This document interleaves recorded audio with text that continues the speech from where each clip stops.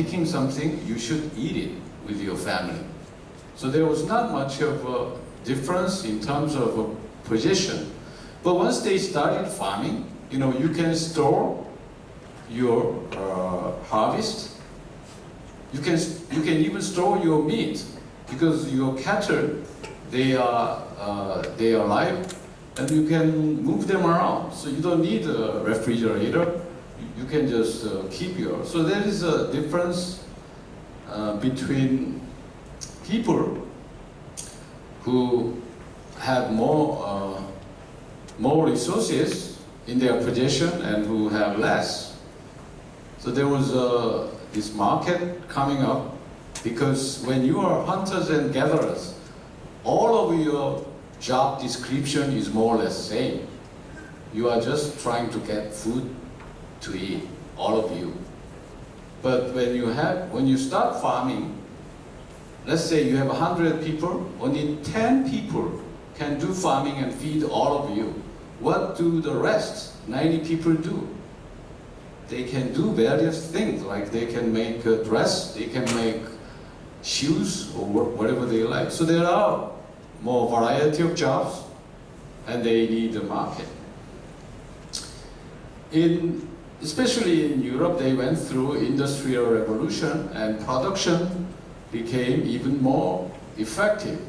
And then the gap between the rich and poor, those who have capital and production facilities became much wealthier than those who are providing only their labor. So the idea of communism came up in the 19th century.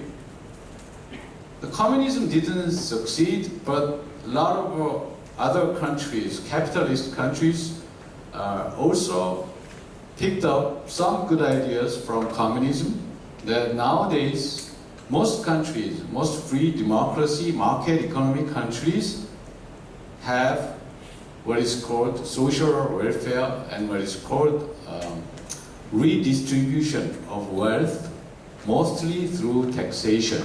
So if you are a very rich person in free market economy, the chances is that you will probably have to pay about 40 to 60% of your total income as tax, while a lot of people earning much less doesn't pay anything.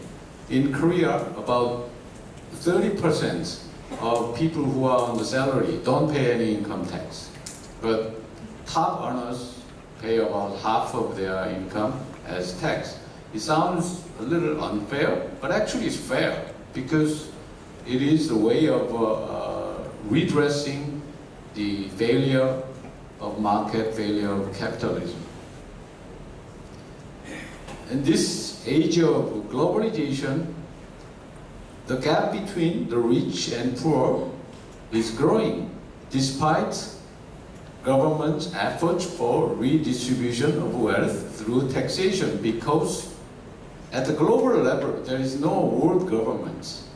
So the government cannot do much about companies that are producing where the production cost is low, and that are trying to pay tax where the tax rate is low. So the companies are global, international, while we don't have global governments. The United Nations is not a global government. So that's why today 1% of the richest people in the world possess half of the whole wealth in the world. So 1% is as rich as the other 99% of population in the world. That's why the United Nations decided to launch what was called the Millennium Development Goals. You need to make efforts to provide a better life to people who are marginalized, who are underprivileged, who are extremely poor. And Millennium Development Goals were replaced by Sustainable Development Goals 2 years ago, 2015. These are 17 goals that are also devoted to improving living standards of people in the world. you can notice that goal number 1 is no poverty, goal number 2 is zero hunger, goal number 3 is good health and well-being. But this is very ambitious goals. These are very ambitious goals because their target date is 2030. So in 15 years' time, they want to achieve the goals like no poverty and zero hunger. So very ambitious, but we are making efforts to achieve them. Another threat in the world is climate change. The photo on the left is the one actually I took when I visited an island called Svalbard, very close to North Pole in Arctic region, Norwegian territory. And I took this photo in August, but as you can see, there is a lot of ice there, and the temperature was around 0 to 5 centigrade, and it's a very warm day for them, so they were wearing shorts in that temperature. But the scientists there told me the temperature rise in that part of the world is fastest and almost twice as fast as the rest of the world. And probably when I visited there 8 years ago, they told me probably in 20 years' time, there will be a summer day when there is no ice in the Arctic. Arctic is a sea. Antarctica is land.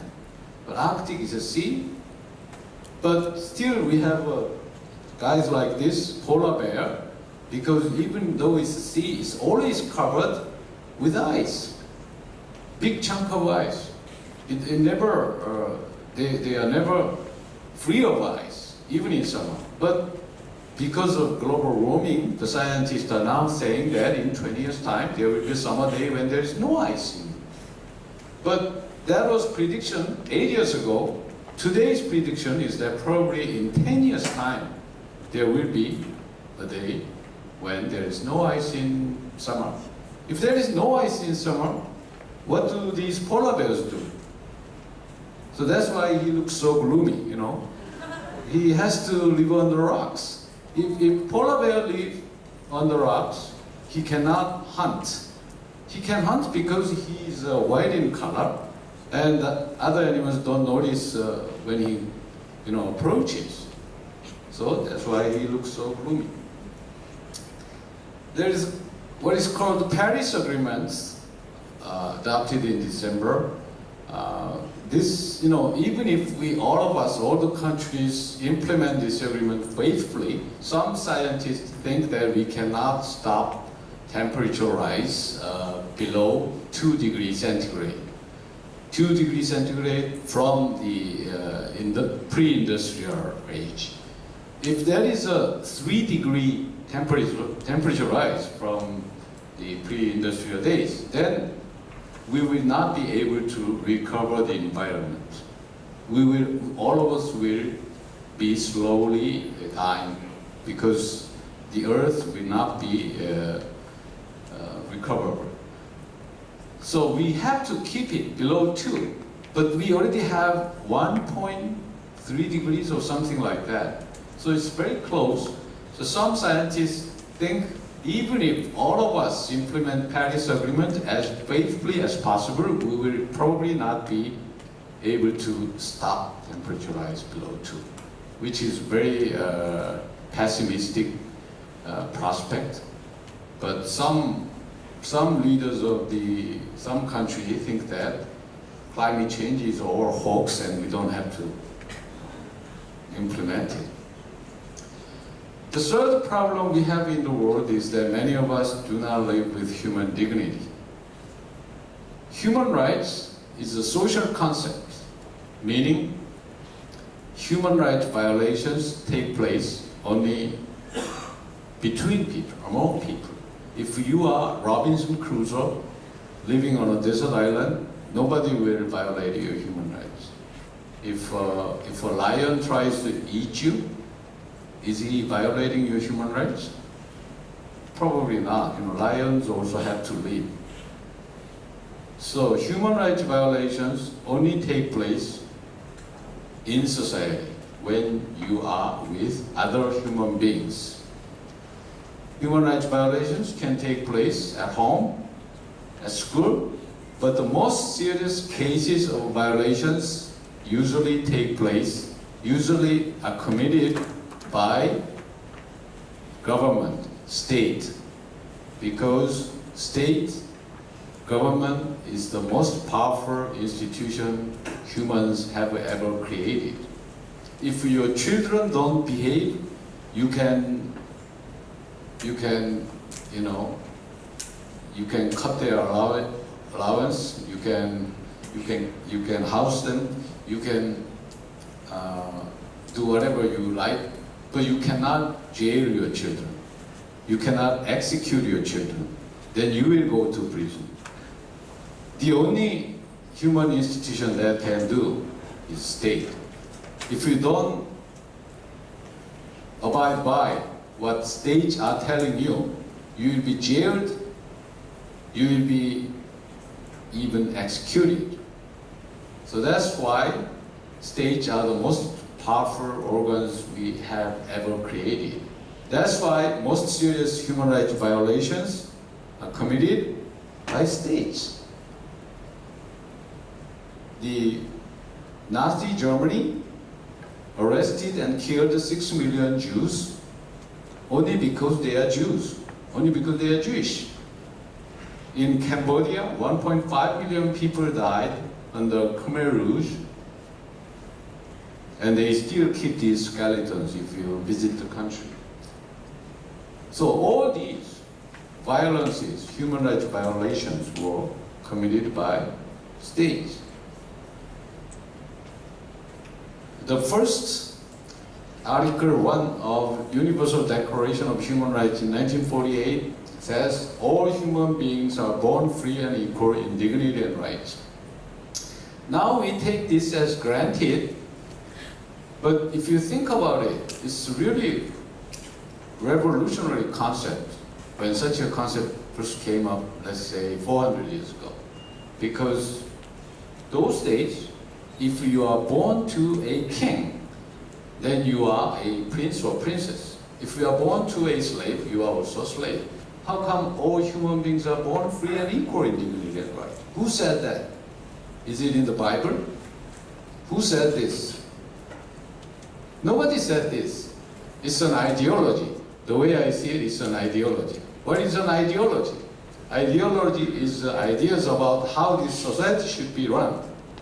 So we like to run our society like this, so that with the assumption that we are all born free and equal. We don't know if that's true, but we want to believe that, because that's how we want our society to be like. That's an ideology. So human rights, in my opinion, is also an ideology. I think human rights activists don't like this when I explain it like this. But anyway, the way I see it, it's an ideology. This is a Human Rights Council in Geneva. The UN is not only in New York, but in Geneva. And their ceiling is beautiful, isn't it? There is a court named the International Criminal Court in The Hague. This is very important for human rights, but I will skip it because I want to move on to my last part of the presentation, the North Korean issues. North Korea conducted a big nuclear bomb test 2 days ago. They argued that it was a hydrogen bomb, and I think that's quite possible. It could have been hydrogen bomb. Because it was way more powerful than all the 5 previous tests. North Korea tested the nuclear bomb first time in 2006, and numerous tests of various kinds of missiles, including those with long-range capability. Every time the United Nations, the international community, responded with Security Council resolution strengthening sanctions against North Korea. So by now, North Korea is under probably one of the most robust sanctions in UN history. There is total ban on North Korea's largest export, including coal and seafood, which probably cuts about 1/3 of its export, and complete arms embargo, prohibition of everything. So basically, you can say that North Korea's economic activities with the outside world is more or less impossible. But still they continue with the test, with the provocations. I sometimes get questions. Actually, this morning I gave a Skype interview on Bloomberg, and I gave a telephone interview to a Korean radio station, and both of them asked me, we have these tough sanctions, how come North Korea continues their provocations, bomb tests and missile tests? I said, because they are determined. They want to get